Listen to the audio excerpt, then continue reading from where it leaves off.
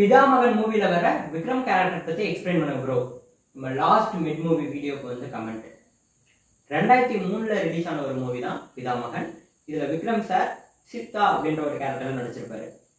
இதுல Surya sir, ஐலா ma'am நிறைய பேர் வந்து சேர்ந்து நடிச்சு ரொம்ப நல்ல படமா இருக்கும். ஸோ அதுல வரக்கூடிய சித்தா அப்படின்ற கேரக்டர் தான் இன்னைக்கு நம்ம வீடியோல ரொம்பவே டீட்டெயிலா பேச போறோம். நான் உங்களுக்கு சுமார் welcome to our show Mad movies.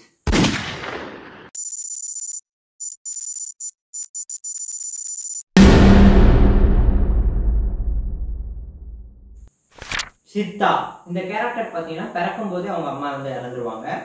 So அவங்க பிறக்கும் போதே பார்த்தீங்கன்னா ஒரு கிரேவ்யார்டில் பிறப்பாங்க, சுடுகாட்டில். அப்போதைக்கு அவங்க அம்மா இறந்துட்டனால அந்த கிரேவ்யார்டு கேர்டேக்கர் எடுத்து இவரை வளர்ப்பாரு. அவர் பார்க்கறது எல்லாமே பார்த்தீங்க அப்படின்னா டெட் பாடிஸ் மட்டும்தான். டெட் பாடிஸை பார்த்துட்டு ஒரு பாட்டு மட்டும்தான் பாடுவார். என்ன பாட்டு அப்படின்னா, உன்னையே நீ எண்ணி பாரு, இந்த உலகத்தில் எது சொந்தம் யோசித்து கூறு, உன்னையே நீ எண்ணி பாரு. இந்த பாட்டு மட்டும்தான் அவர் லாஸ்டா எல்லா டெட் பாடிஸ் முன்னாடி பாடுவார். இந்த பாட்டை பாடிட்டு வரக்கூடிய டெட் பாடிஸ் எல்லாத்தையுமே வந்து எரிக்கிறதா இவரோட வேலையா இருக்கும். இவரை பார்த்தீங்கன்னா வெட்டியான் அப்படின்னு சொல்லுவாங்க. ஓகே, இப்போ நம்ம கான்செப்டுக்குள்ள வருவோம். சோசியலைசேஷன் அப்படின்னா என்ன? சமூகமயமாதல். இதுல ஒரு பர்சன் பிறந்ததுல இருந்து டெத் ஆகிற வரைக்குமே ஒரு சரௌண்டிங்ல பேசிக்கிட்டே இருப்பாங்க. ஸோ அது மூலமா அவர் சோசியலைஸ் ஆகுறாரு. ஒரு ஹியூமன் தனியாளா இல்லாம சொசைட்டி கூட ஒரு பர்சனா மிங்கிள் ஆகுறாரு அப்படின்னா அந்த ப்ராசஸ் தான் சோசியலைசேஷன். இந்த சித்தன் அப்படின்ற கேரக்டருக்கு இந்த சோசியலைசேஷன் அப்படின்ற ஒரு ப்ராசஸே நடந்திருக்காது. பிறந்ததுல இருந்து தனியாளா இருப்பாரு, தனியாளாவே வளர்ந்துட்டு இருப்பாரு. திடீர்னு ஒரு நாள் ஊருக்குள்ள போவாரு. ஸோ இது வரைக்கும் சோசியலைசேஷனே நடக்காத ஒரு ஆள் திடீர்னு ஊருக்குள்ள போனா என்ன ஆகும்? அங்க இருக்கவங்க எல்லாம் அவரை வந்து ஒமிட் பண்ணுவாங்க. ஸோ அதனால இவர் மேல கை வச்சு அடிக்க போவாங்க. இவருக்குள்ள இருக்கக்கூடிய அக்ரெசிவ் கேரக்டர் எல்லாமே வந்து அந்த இடத்துல காட்டிடுவாரு.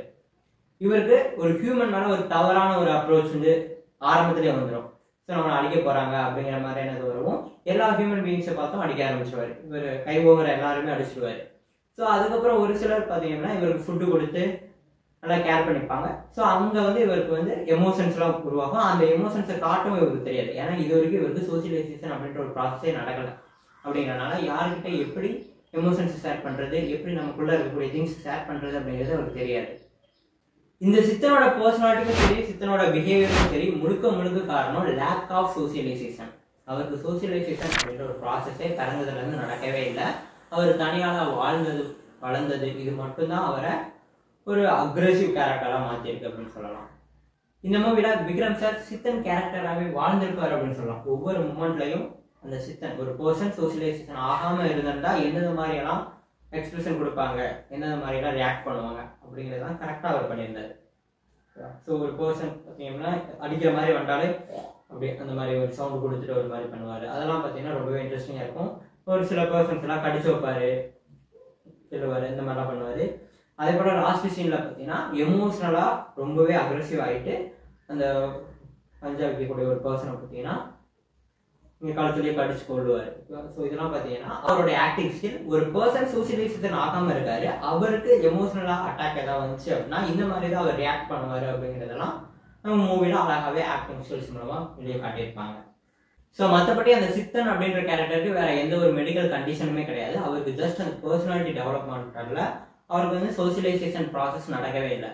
ஸோ சோசியலைசேஷன் ப்ராசஸ்ல தான் ஒரு பர்சனோட பர்சனாலிட்டி.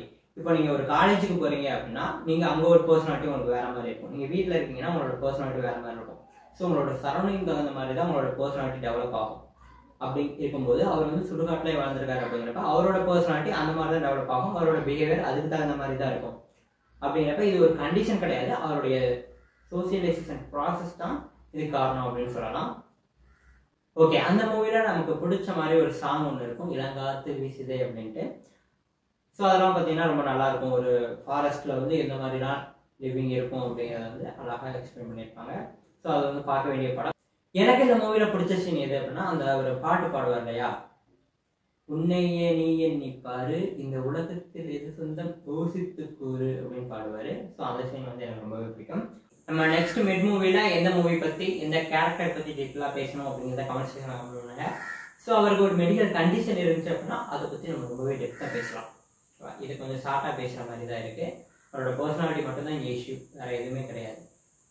ஓகே.